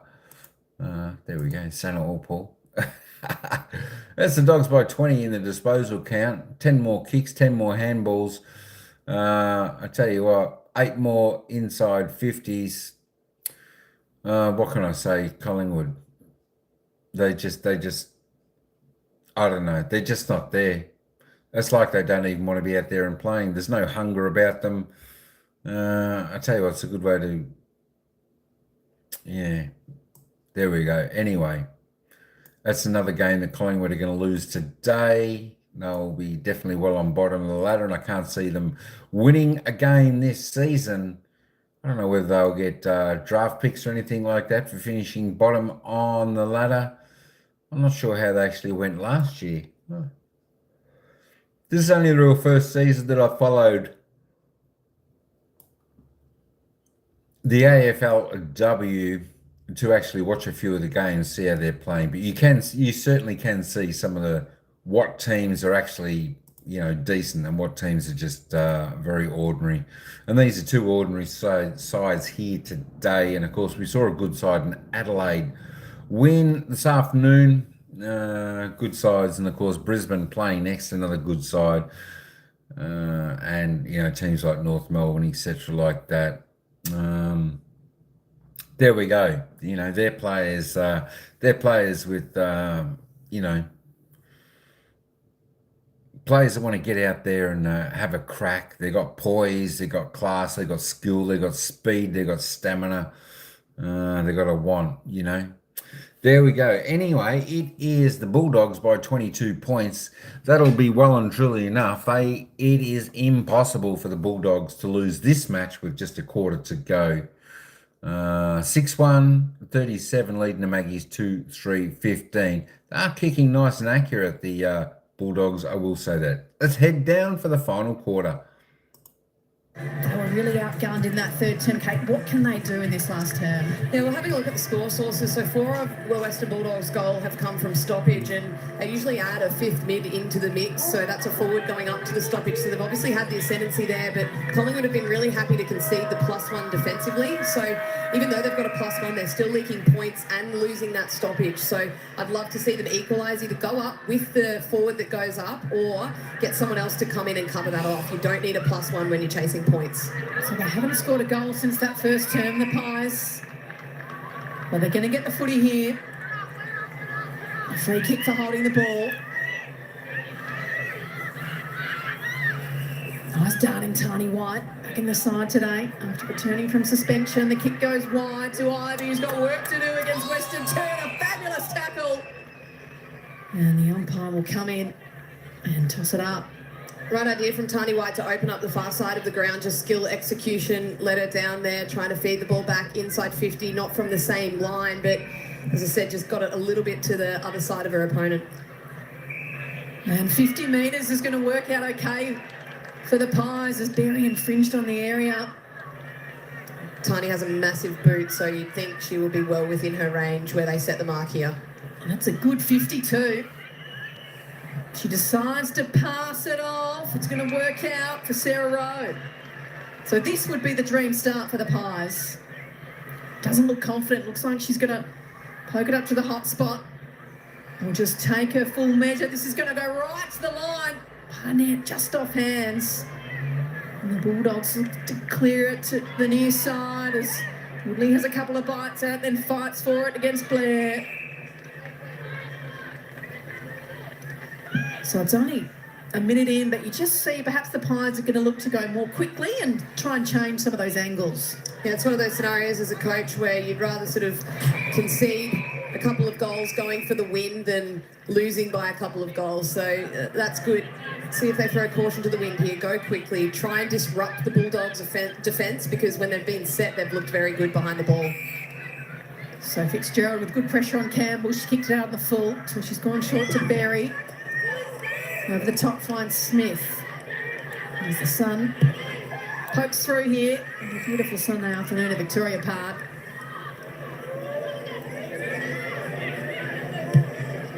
Gorham just chips it up to find Pritchard.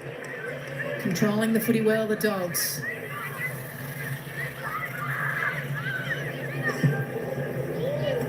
Spearing ball to Fitzgerald, who's run on well. A little lead from Hartwig. Decides to go wide. I want tall timber of Edmonds. Gets over the top and will trickle over the boundary line. Have you seen that matchup with Frederick and Edmonds? It's been a good matchup, I think, around the ground. Probably Edmonds has had the authority. She's had the 11 touches with 2 marks, whereas Frederick just the 4 touches, which is a little bit below her season average, and yet to take a mark as well. So I think Edmonds has probably had her around the ground, and then at stoppage, it's been pretty even. White goes to ground. A little hand pass to Berry. He puts it on the boot with the check side. White going out of bounds on the full. It's the first time we've probably seen all season that kind of ball movement from the Dogs. So they were able to chip the ball all the way through, use some nice foot skills and uncontested marks basically all the way inside their forward 50. Cronin goes long, the tall timber of Frederick. And Barnett, slicer under pressure, gets boot to ball. Another hurried kick. This will pitch inside the line, but bounce over. Not touched in between the arcs, so it's a free kick to Gorham.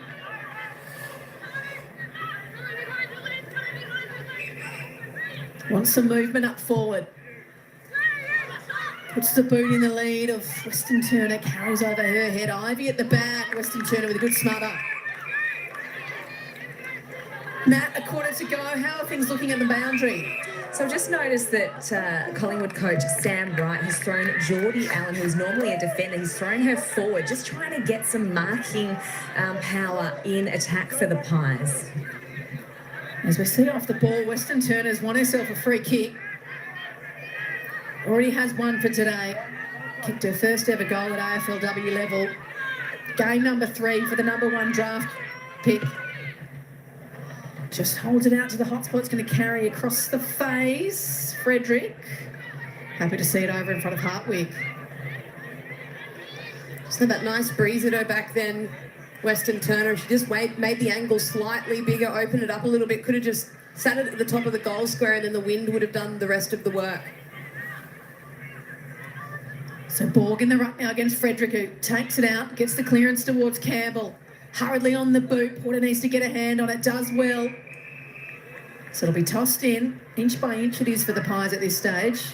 Been lively today, Alana Porter, obviously playing in that small forward role. Hasn't had a whole lot of opportunity, but every time the ball goes near her, she's at least created a contest or got the ball out or laid a tackle.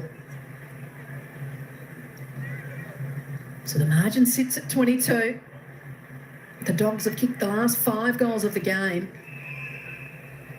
As Ramos has wrapped up. She's done well to play this one out with that corked quad. Edmonds down to Pritchard. Spearing ball inside 50. Carries over the back towards Borg. Has it ricochet away. Woodley. Hand passes back towards Borg, who tries to tap it on. Livingston is there. It's been interesting, that matchup. Livingston hasn't been soundly beaten, but she hasn't been able to use the footy the way she usually does. Yeah, just the one intercept mark for the game. You know that they like to, especially with the personnel, they've had to move further up the ground. So Slasher and Rowe sometimes rolls back as that defender as well from the wing. So Brazili's been the force back there, and Geordie Allen, who's been thrown everywhere so far in this season, played a little bit of time forward last game, spending some time forward now, played through the wing as well. So you think Livingston was the one key pillar in defence, and Borg has done a good job taking care of her. Borg doing the ruck work now against Frederick. A couple of doggies flash through, no one able to get onto it. Campbell just hurriedly on the left. Porter turns. This will work out okay for James. She was lively in that first term. Eliza James kicking their 2 goals. Looks into the middle. Rye will have to go against a couple. Gets crunched between them. Umpire says play on. And Pritchard, who's really come into this game, gives it off to Wilcox. She'll get it back here, Pritchard. On the trusty left. Goes up towards half forward. Ball just gets mushed out of it by Livingston. And has Cronin for support, or goes a little wider to find Schutt.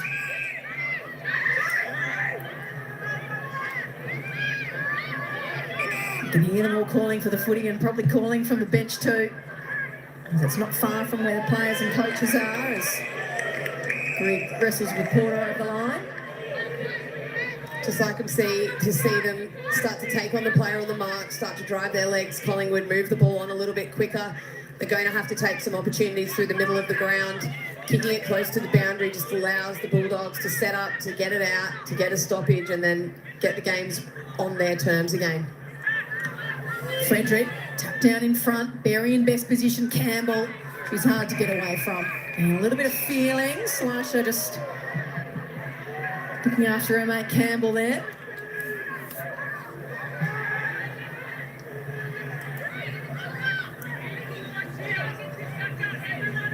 The umpire's just getting set. It's a toss in. The players had set up for a ball up, so they just have to reset. Frederick wants front spot. Down in front, Carruthers just muscles away. Gets it to Berry. Stops and prompts. They didn't get good purchase on the footy. Oh, that was clever from Carruthers. Tucked it onto herself and then dances around Randolph. And then tries to get around another, but it's too much. Took the game on, Carruthers. Got through the first couple, but 3 was too many. A dangerous kick through the middle is... It's almost what they have to do, isn't it, the Pies? But that one a little directed, and Wilcox read it well. So good overhead for a smaller player, Wilcox. One of those ones, again, that just throws her body at it and will come down with the footy. Hartwig in front spot against Ivy. Gavala's just tried to tap it on. Ivy boot to ball. Fitzgerald held without it. Umpire saw it the same way. And Livingston's given away the free kick. She can't believe it. Yeah, just held on a little bit too long in the tackle there. Fitzgerald lost possession of the ball and just the holding free kick as she played it. We gained some good forward pressure.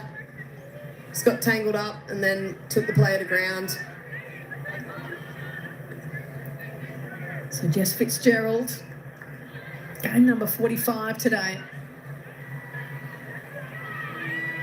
8 goals to her name. Set sail, a 45-degree angle. She snuck it in. Everything coming up for the Dogs. Fitzgerald gets them on the board in this last term. And they've now kicked the last 6 in the game, the Doggies, to lead it by 28 points. Looking for their first win of the season, the Dogs.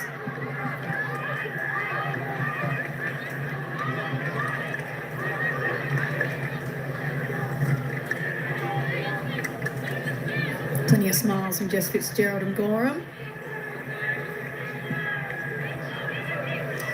Well, it's been a comprehensive second half from the Bulldogs.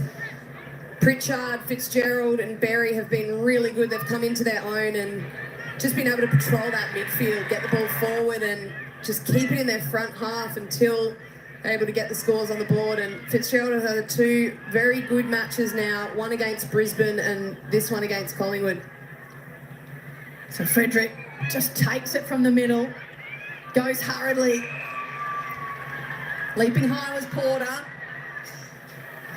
Goldwood, James is there in a one-on-one battle with Ahrens. It's Morris actually who's doing the battling and tossed over the boundary line by Ahrens. I think the results of the centre clearances, we've seen how defensive-minded both teams have been so far this afternoon, because when they've got it out of the centre and gone quickly, there's been good one-on-one opportunities for their forwards, whereas when the time that it takes then to initiate a +1, it's turned into a real defensive battle from both teams. And you can see how long it's been since the Pies have been able to score a major. Just 1 point since quarter time. They've been able to add to their score. They might have another chance here as it goes back inside 50. They need a fly. Offhands, Grant gets wrapped up. And I know it's their midfield that's been absolutely raided with injury, and they've got their top 3 disposal getters all sitting on the sideline due to injury, and Michaela Can with suspension. But you feel like what they really need to build towards is that big key forward. They need a good marking target forward. Now that Frederick's gone into the ruck, they've really lacked that real presence that can take a contested grab. Yeah, it's the missing piece in their puzzle, isn't it, really, at the moment? Jordy Allen's taken a good grab.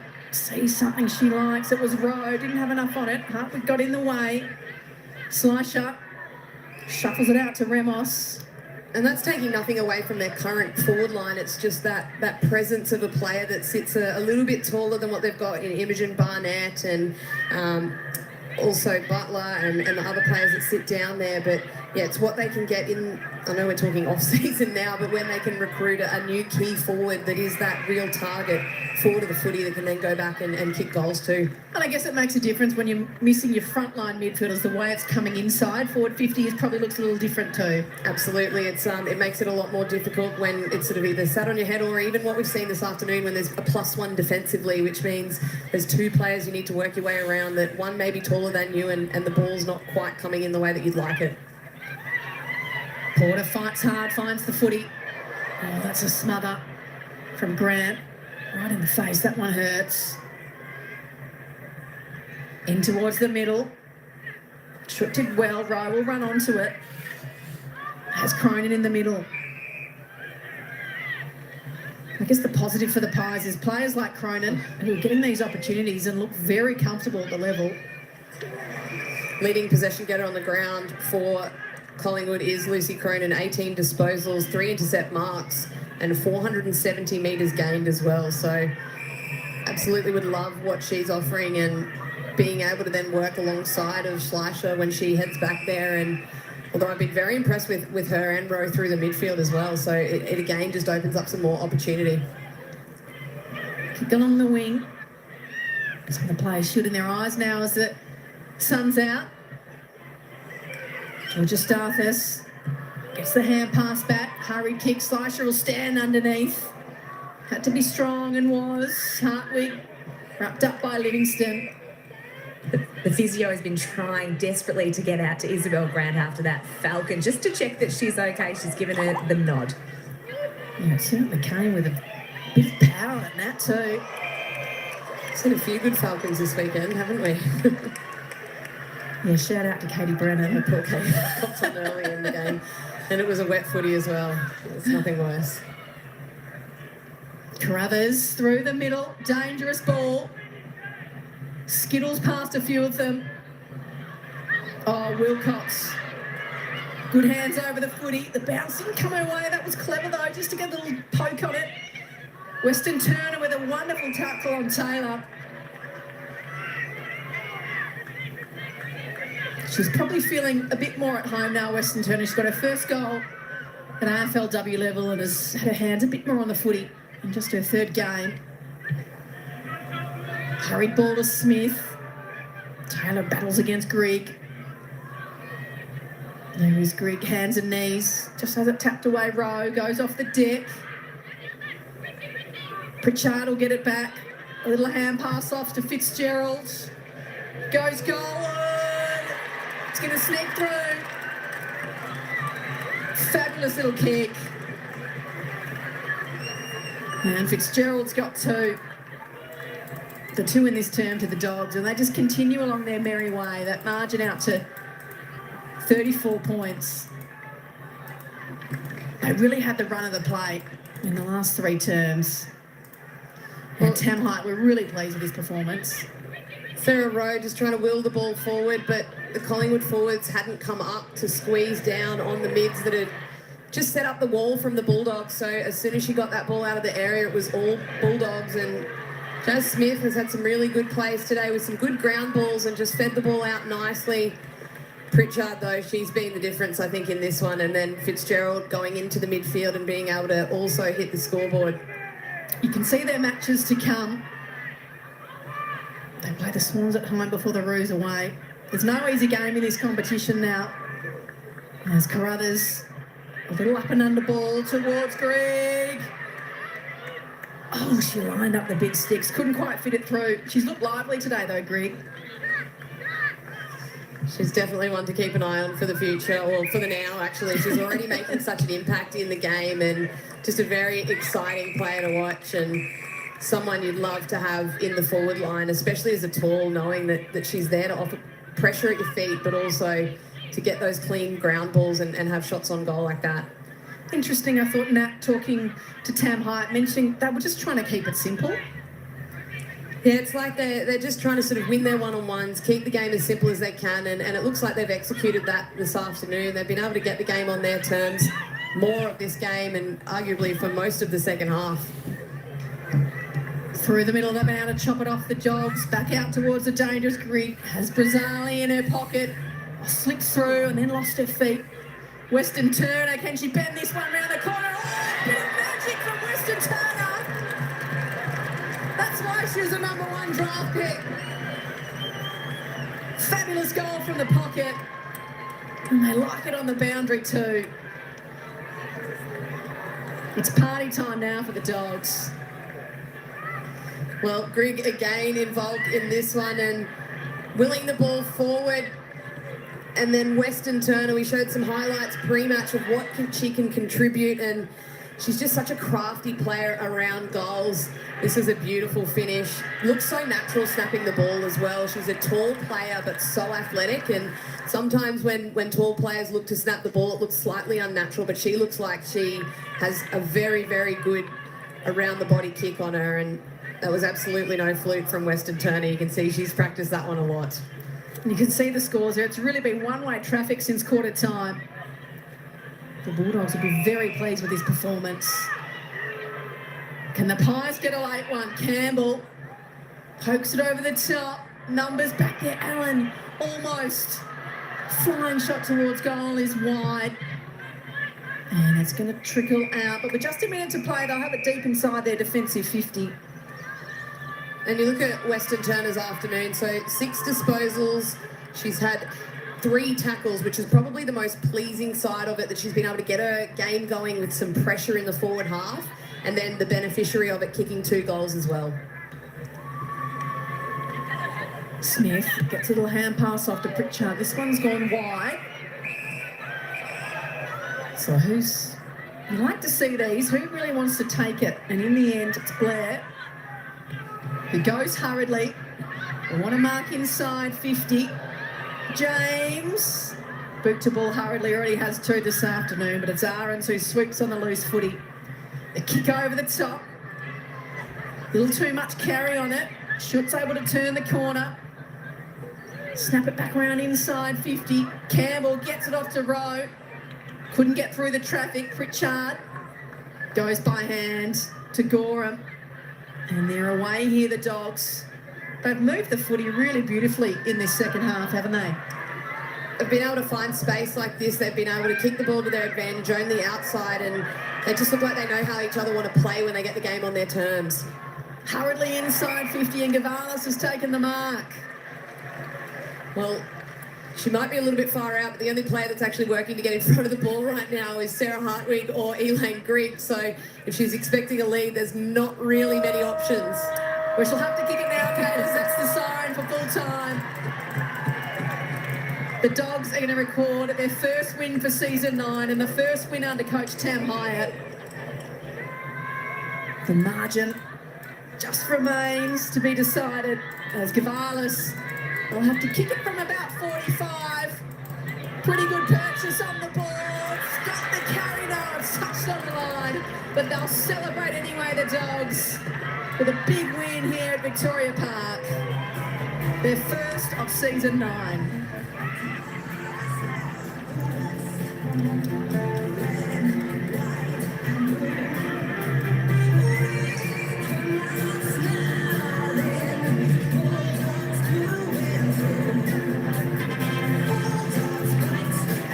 Weston Turner there, the number 1 draft pick who was able to get on the board twice today. Their first goal at AFLW level. And Tam Hyatt will be a very happy coach of the Bulldogs, getting her first ever win as they kick off their winning campaign for season 9. There was one-way traffic since quarter time. They kicked the last 8 goals of the game after Eliza James had a couple for the Pies early. And they should be proud of their performance. They've had a tough few weeks at the Bulldogs. It's been the first couple of rounds, their performance was scrutinised with their effort and their energy, but they came out last week, or not last week, on Wednesday, and put together a really competitive performance against the Brisbane Lions, and were able to use that momentum into today's match and just compete really hard and be able to take Collingwood's game away from them, but even better yet, get the second half played the way they wanted to play it. So credit to them. All of the players across all 3 lines really performed, and it was a true team performance, but some of their mids, Isabel Pritchard really put her hand up. Wilcox was great. Fitzgerald with the 2 goals, and Hartwig, Woodley, and Weston Turner as well. Nat, I'm imagining you've got some pretty happy Bulldogs in your vicinity. Joe, you would have seen the elation and the jubilation on the bench. Dee Berry, first win as skipper. Just talk me through the emotion as that final siren went. I think we've been building so much over the last few weeks, and every week we've just continually got better, and we wanted today so bad. And after last week, or Wednesday I should say, playing the Lions, we knew that we had the confidence to come out today and really put on a good show.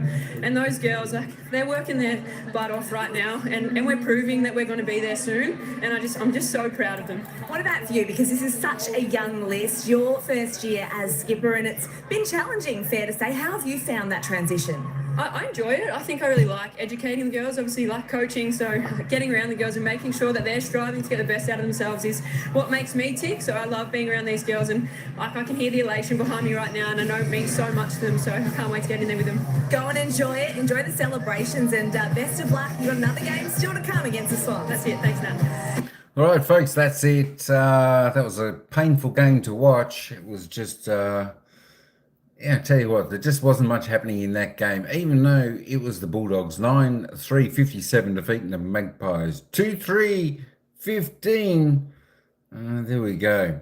I think the Bulldogs kicked the last 8 goals and the Magpies did not score one single point after quarter time. Yeah, I think they might as well go on holidays now. Charlotte.